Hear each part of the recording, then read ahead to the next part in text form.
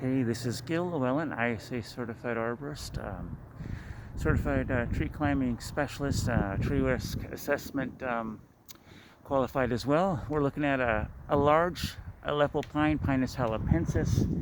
I'm actually on the roof of the 25688 Whitmore Drive in Calabasas, California.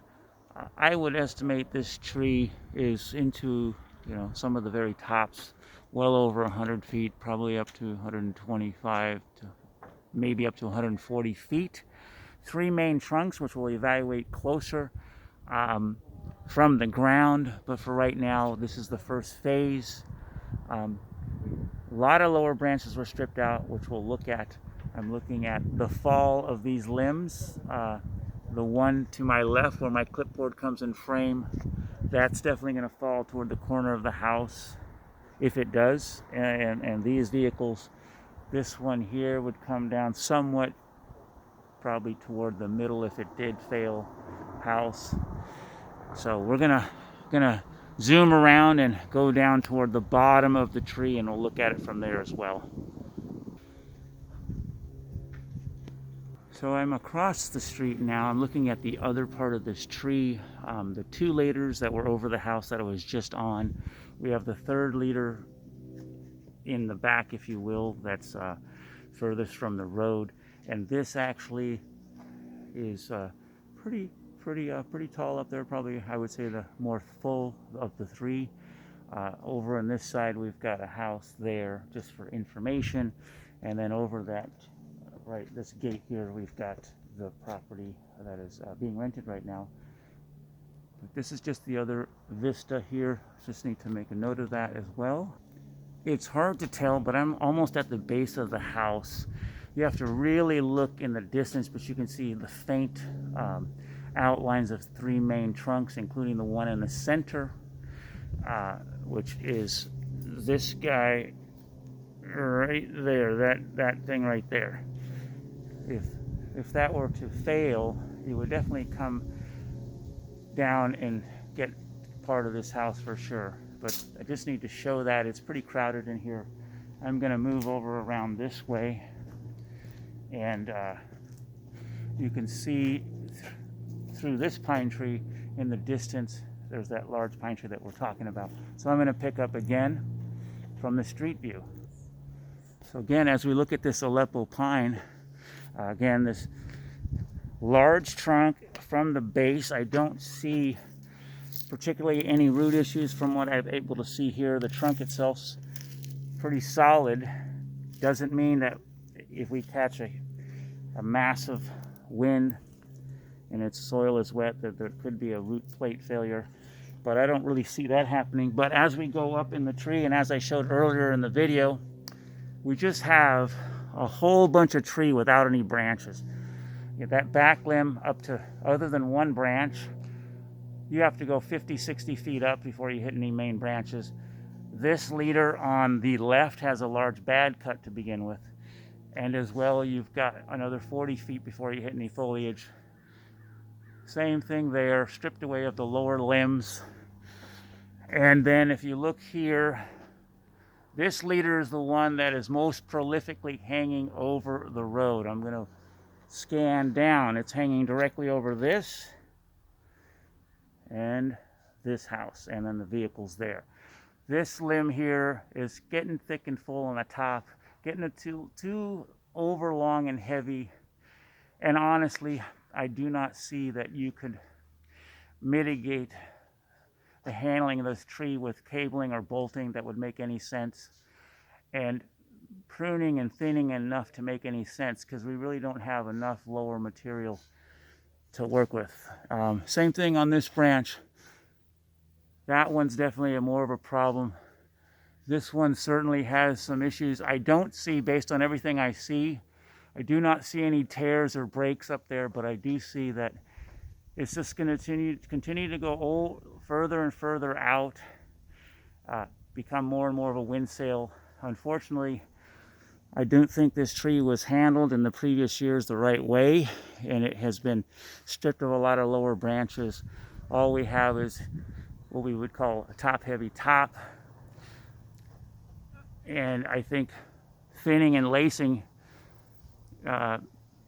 may do some improvement, but ultimately I don't think it's going to result in keeping this tree safe and really in the best balance it should have. Okay, as I pull out the tree limb with that Y crotch, okay, on the right, going up about 50 feet, that Y crotch there, it's a little bit of a tight union.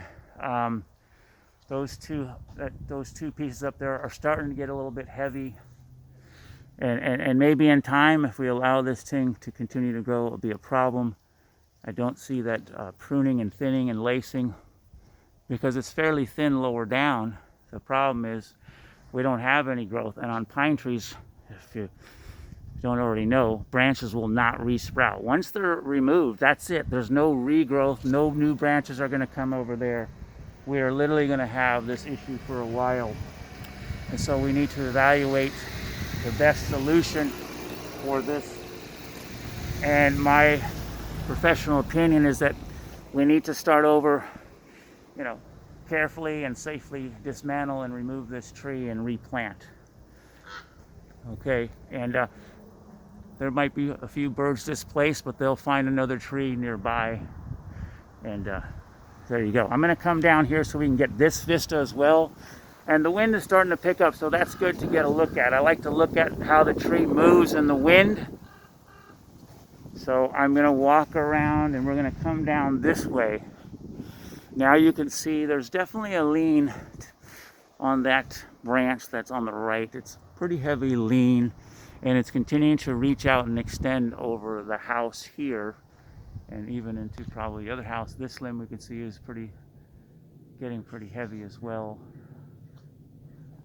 This is a pretty large and upright tree. Again, stripped of a lot of lower branches, which in retrospect was probably not a good idea. And it should have been dealt with earlier where we could have reduced the tops in a better way.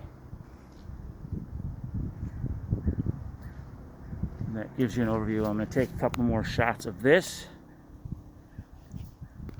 Okay, so we've got 3 main leaders. Pretty good angles of attachment. The primary issue is I think it was stripped too much of the lower limbs, and being that this type of tree is pretty prolific, again on California Tree Failure Report, plus my own experience pruning and in some cases removing Aleppo pines, it would be better to be safe than sorry on this in terms of advocating for the removal. We're already getting just in a light breeze, we're already getting some movement on that top part of the tree. And I think that's just a matter of time that we have some issues, especially when you have heavy winds and it continues to get thick. And I'm going on about this for a little bit because I want to continue to make the point. Continue to try and maintain this tree. You're not going to be able to reduce it in a way that will fill in lower parts of the tree that have been stripped away. You're not going to be able to do that. And then making larger cuts to make a difference, you're gonna mess up the top of that tree. And I know some of the, it's just the way it is. So I'm about done with this. I've got my shots that I need. I've got my close-up on the trunk. We've got the 3 main leaders here. And then again, the fact that we have all of this stripped lower branches up to almost 50 feet, even up to almost 60 plus feet on that back branch on a tree that's, I would say, even though I'm lower down on the street, it's well over 120 feet, 130 feet. So I'm going to follow this up with a formalized checklist and a written report so that we can facilitate the removal, because I think it's only a matter of time that we have a failure with this tree. And at the other aspect is, I just don't think we can create a smaller version of it, given the type of tree it is and the fact that all the lower branches up to about 60 feet were unfortunately stripped away. I'm not sure why that was, because I wasn't around. All right, so I'm going to pause this. finishing off the last leg of the checklist. As I mentioned again, you really just have almost 60 feet of lower branches have been removed, particularly on the leader on the left side, the leader in the center up to about 50 feet. Pretty darn sparse crown. That top's continuing to get thick and heavy and over long. Corrective pruning, or even better pruning, I would say, should have been done much earlier. These are large branches that are only going to get longer and heavier, and I think they should be thinned and laced. Again, so there we are. Took the measurement at a 10-foot circumference, and I'll finalize the DBH on that.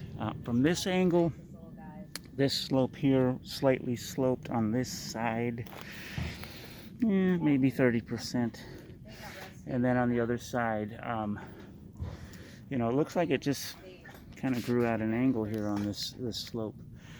Again, I sounded the trunk. It's pretty good, pretty intact. So we'll do my final clip on the end of this, but I needed to make sure I got up in this slope, looked around at the collar. I would say it's wetter than normal for pine trees. It's not, this is a little moist, but I don't see issues with the trunk itself per se. But now it's time to go on the upper side and do a final closeout on this video. So as I close out the report, we just have a lot of trunk wood without branches, just proportionally a lot of trunk without branches, particularly that back limb, and then there's definitely way up in there, that piece is about 35 feet. It's a concern, and then the fact that pretty sparse, but proportionally not much to do. Trimming is not going to, I think, ultimately solve it. Cabling, probably not the best solution, all things to considered. I do think ultimately this tree should be, again, conclusion, which I'll cover in my report, that I think this tree should be removed and we replant something else, because earlier on it wasn't quite maintained and trimmed in such a way that it would be a reduced in height a little bit, but proportionally balanced better than it has been. We just have too much on the top. Again, these trees are known for, they aren't, the whole root plate isn't, uplifting for various reasons, because of saturated soil or roots not establishing, or trunk issues, or major union cracks. Then we have larger branches tearing out, or the wind and the force of the wind and direction of the wind is such that, whole parts of the tree come crashing down. And if this were to happen, we've got houses and constant targets there on different sides of this tree. And so I'll follow up with the report. Again, this is Gil Llewellyn, ISA certified arborist, ISA certified tree raker, tree risk assessment qualified consultant, longtime tree climber, and general specialist. And I do like to salvage trees whenever possible. I just think ultimately the challenge with this tree is just crown wise is too proportionally out of balance. So to ultimately correct enough, because pine trees' nature is they do not regrow lower limbs. So there you have it. Thank you for watching.